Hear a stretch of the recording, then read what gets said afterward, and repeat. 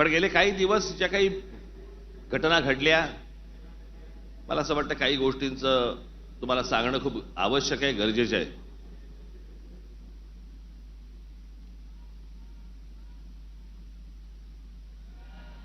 त्यातला पहिला विषय म्हणजे कुंभमेळा. मी त्याशी म्हटल्याप्रमाणे ते आमच्या बाळा नांदगावकरांनी पाणी आणलं आणि मग मी त्यांना सांगितलं पिणार नाही मी.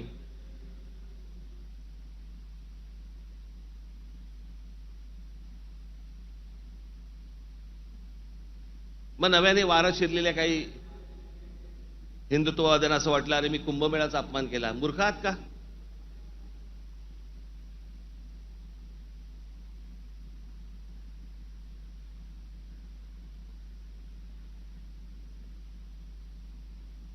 ते आमचे नयन कदम जाऊन आले तिकडे.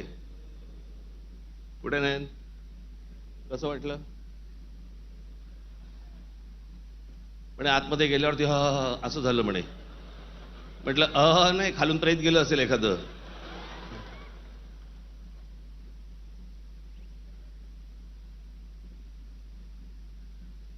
आपल्या देशामधल्या नद्यांची जी अत्यंत भीषण अवस्था आहे, ज्याला आपण माता म्हणतो, नदीला देवी म्हणतो, त्या नद्यांकडे आपल्या राज्यकर्त्यांचा आज नाही, आजचे राज्यकर्ते नाहीत, गेल्या अनेक वर्षांपासूनचे, मला आजही आठवते, गंगा साफ करावी असं पहिलं बोलणारी जे कोणी व्यक्ती मला आठवते, मला राजकारणातली, ती म्हणजे स्वर्गीय राजीव गांधी. राजीव गांधी ज्यावेळेला पंतप्रधान झाले त्यावेळेला त्यांनी गंगा साफ करण्याचं काम सुरू केलं. तेव्हापासून अजून गंगा साफ करतायत.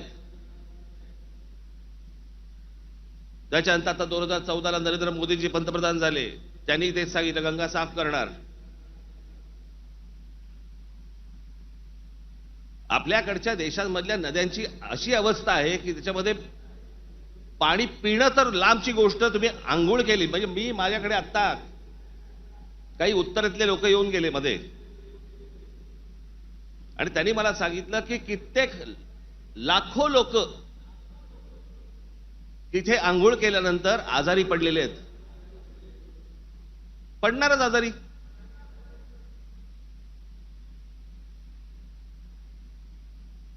त्या गंगेवरची काय परिस्थिती आहे? प्रश्न हा गंगेच्या अपमानाचा नाहीये, प्रश्न हा कुंभमेळ्याच्या अपमानाचा नाहीये, पाण्याच्या स्थितीचा आहे की पाणी कशा प्रकारचं पाणी तिकडे असतं, होतं आणि ते अजूनही थांबवलं जात नाही. त्या गोष्टी खरं तर वेगळ्या ठिकाणी तुम्ही जागा देऊ शकता. सहज एक मिनिट भरासाठी म्हणून मी तुमच्या समोर गंगेची आत्ताची परिस्थिती काय आहे ती मी तुम्हाला फक्त दाखवतो.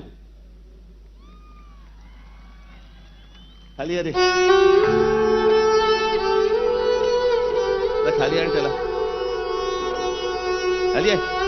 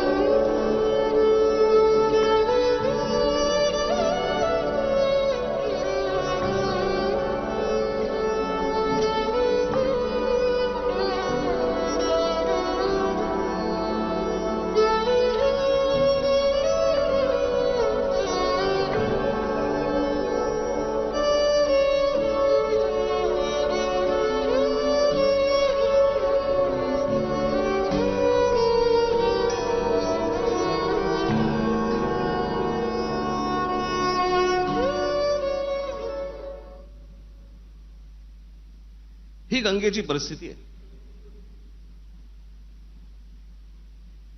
आतापर्यंत 33,000 कोटी रुपये खर्च झाले त्याच्यावर. तुम्ही आता तो महंत बघितलात?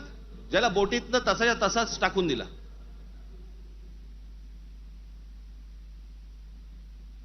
तिकडच्या घाटांवरती तिथे प्रेतं जाळली जात आहेत.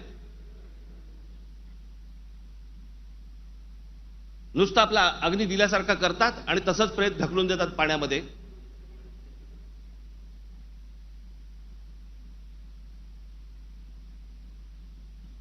हा कोणता धर्म?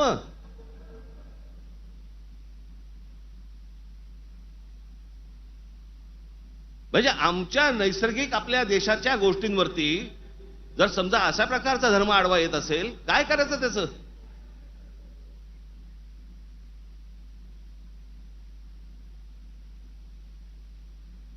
आपल्या गोष्टींमध्ये आपण सुधारणा नको का करायला?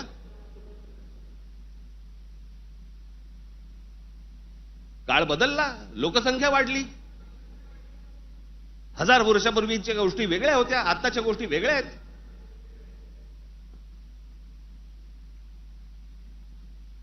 हेच सगळे विधी हटपण्यासाठी म्हणून त्याच इथे वेगळ्या एका घाटावरती एखादी जागा करता येत नाही का? मग काय सांगतात लोक? ऐकत नाहीत. ऐकत कसे नाहीत? दारू पिऊन गाडी चालवल्यावरती पोलीस पकडतात. हे समजल्यावरती लोक टॅक्सीने जायला लागले की नाही पिऊन? झाली की नाही सुधारणा?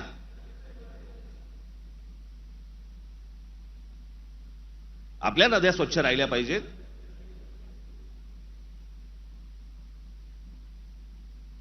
या सगळ्या नद्यांवरचे जे काही मधले मधले भाग आहेत, इतके गलिच्छ आहेत, इतके गलिच्छ. आणि या नद्या बर्बाद कोण करतंय? आपणच करतोय. कशाच्या नावाखाली? धर्माच्या नावाखाली.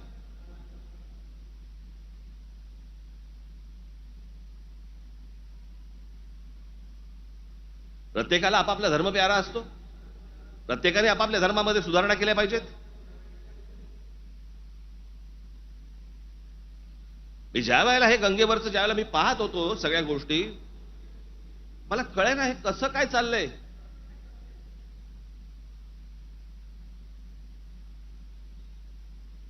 काय म्हणे 65 कोटी लोक येऊन गेले, अर्धा भारत.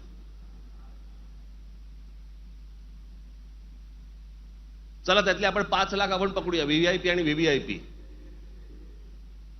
बाकीचे काठावरच बसले असतील खो खो खेळायला. बरोबर की नाही? अहो, प्रत्येकाची जरी 200-200 ग्रॅम पकडली, चीनची भिंत बांधता आली असती आपल्याला.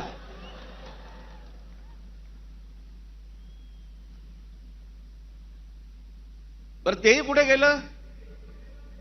म्हणजे आपल्याकडे जे सगळे म्हणतात ना, झालं गेलं गंगेला मिळालं.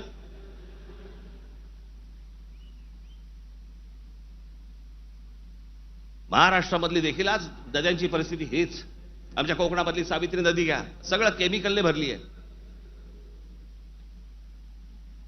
मी आता आणलंय इथे तुमच्यासाठी.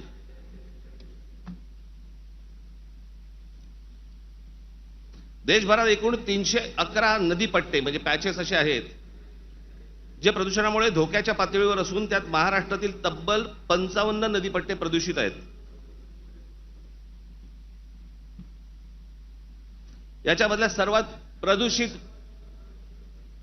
असलेल्या नद्या, सर्वात प्रदूषित म्हणजे उल्हास नदी, मिठी नदी, मुळामुठा, सावित्री, भीमा, पवना, कान्हा, तापी, गिरणा, कुंडलिका, दारणा, इंद्रायणी, नीरा, वैनगंगा, चंद्रभागा, मुचकुंडा, घोड, तितूर, रंगवली, वर्धा, कृष्णा, पाताळगंगा, सूर्या, वाघूर, ढोरणा या नद्या पात्रांमध्ये पाणी हे अत्यंत वाईट आहे. हे माझा रिपोर्ट नाही आहे. तर भातसा, पेडी, मोर, बुराई, वेल, पांझरा, सीना, काळू, वेण्णा, कोयना, पांझरा, पैनगंगा, पूर्णा, उरमोडी, कान या नद्यांच्या पात्रामध्ये पाणी वाईट आहे. त्या नद्यांच्या तुलनेत मुंबईमध्ये 5 नद्या होत्या, 5 नद्या. कदाचित अनेकांना माहिती पण नसतील. त्यातल्या 4 मेल्या. मेल्या म्हणजे मारल्या. सांडपाणी, झोपडपट्ट्या आणि या सगळ्या गोष्टींमधनं त्या 4 नद्या मेल्या आणि 5वी ही आता मरायला आली आहे. ती म्हणजे मिठी नदी. आत्ताची मिठी नदीची काल मी शूट करायला सांगितलंय. काल मी अगोदरचं पण दाखवत नाहीये, मी कालचं दाखवतोय. मुंबई मधली 5वी एकमेव राहिलेली नदी, त्याची काय अवस्था एकदा बघा.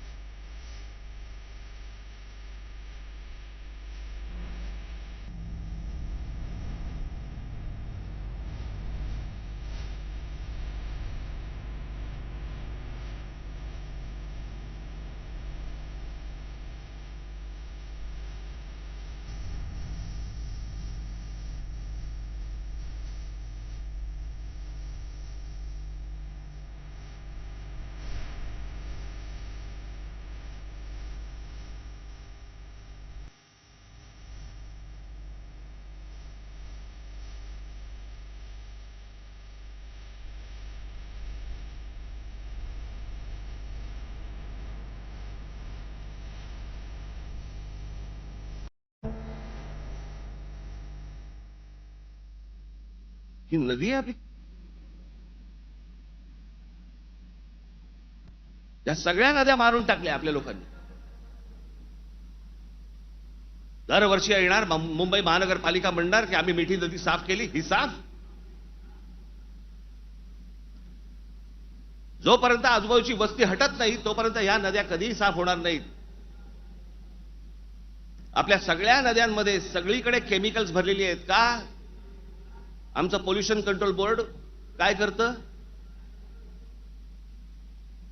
उद्योगधंद्यांना प्रोत्साहन, कारण उद्योगपती ह्यांना प्रोत्साहन देतात.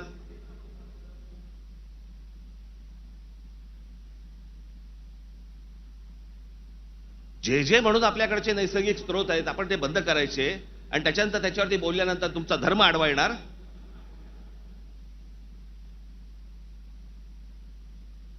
धर्माच्या गोष्टी तर मला तर कोणी सांगू पण नाहीत या लोकांनी. काही गोष्टी आपण आपल्यात सुधारल्या पाहिजेत.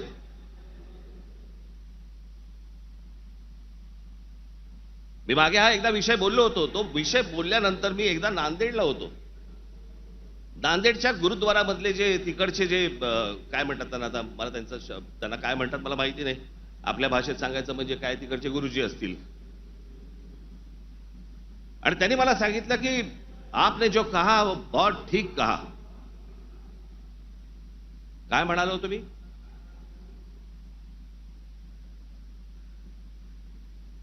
आमच्याकडे महानगरपालिका, जिल्हा परिषदा, ग्रामपंचायती, देशभर सगळ्या ठिकाणी आमच्याकडे काय भिंती रंगवल्या जातात, बोर्ड लावले जातात. झाडं जगवा, झाडं वाचवा.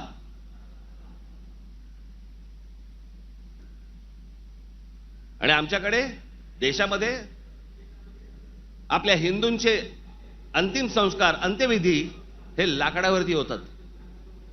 कुठून येतं लाकूड? लाकूड येणार कुठून? या देशातली जंगलतोड झाल्याशिवाय लाकूड येणारच नाही.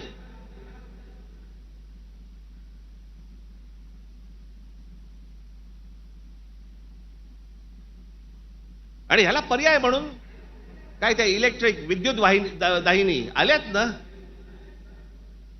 काही जण असतात कर्मठ, नाही विद्युत दाहिनी नाही, आमच्या परंपरेनुसार. का?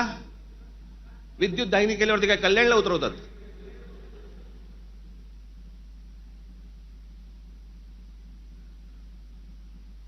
देशभर विद्युत दाहिन्या झाल्या पाहिजेत. त्या विद्युत दाहिन्या झाल्या तर लाकूड लागणार नाही. लाकूड लागणार नाही मग जंगल राहतील.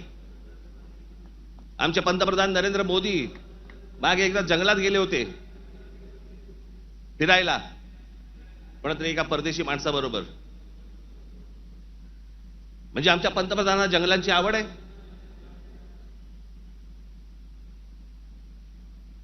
मध्ये त्या अंबानींच्या कुठेतरी त्या जामनगरला गेले, वनतारा का तनतारा काहीतरी. म्हणजे त्याला प्राण्यांची आवड आहे.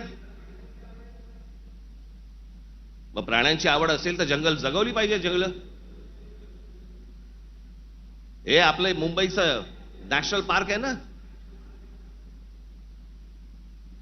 हे नॅशनल पार्क संजय गांधी राष्ट्रीय उद्यान पवईपासून सुरू होतं, घोडबंदर पर्यंत तिकडे थांबतं. एवढं मोठं राष्ट्रीय एक काय नॅशनल पार्क एखाद्या शहराच्या मध्यात जगाच्या पाठीवर कुठेही नाही.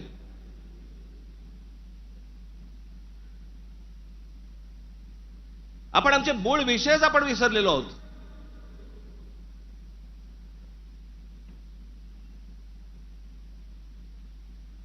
आमच्याकडे फक्त जंगलतोड सुरू आहे. म्हणजे आता मी तुम्हाला फक्त भारताचा जन्म मृत्यूचा आकडा फक्त सांगतो. जन्म मृत्यूचा आकडा म्हणजे लाकडं किती लागत असतील विचार करा, म्हणजे जंगलं किती तोडली जात असतील याचा विचार करा. भारताचा मध्ये जन्म आणि मृत्यूचा दर दररोज 81,746 मुलं जन्म घेतात आणि दररोज 29,679 मृत्यू होतात. दररोज साधारणपणे 50,000 लोकसंख्या वाढत आहे. महिन्याला 24,52,380 लोक जन्म घेतात आणि महिन्याला 8,90,370 लोक मृत्युमुखी पडतात. वर्षाला 2,94,28,560 जण जन्म घेतात आणि वर्षाला 1,06,84,440 जण मृत्युमुखी पडतात.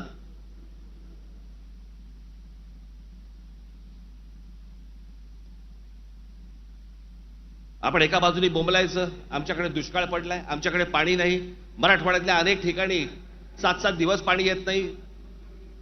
भारतामधल्या अनेक जिल्ह्यांमध्ये तिथे पाणी येत नाही. आम्ही पाणी येत नाही, सगळ्या गोष्टी होत नाही म्हणून बोंबलत बसायचं आणि आपणच ऱ्हास करायचा या गोष्टींचा. मूळ विषयांकडे आमचं लक्षच नाही. सगळे विषय भरकटवले जातात.